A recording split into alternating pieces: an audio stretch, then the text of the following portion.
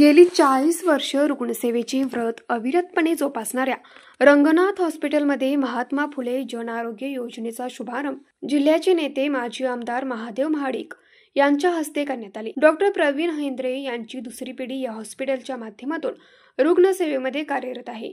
रंगनाथ हॉस्पिटलमध्ये दाखल होणाऱ्या प्रत्येक रुग्णाला प्रभावी उपचार देण्यासाठी हेंद्रे परिवार आग्रही असतो।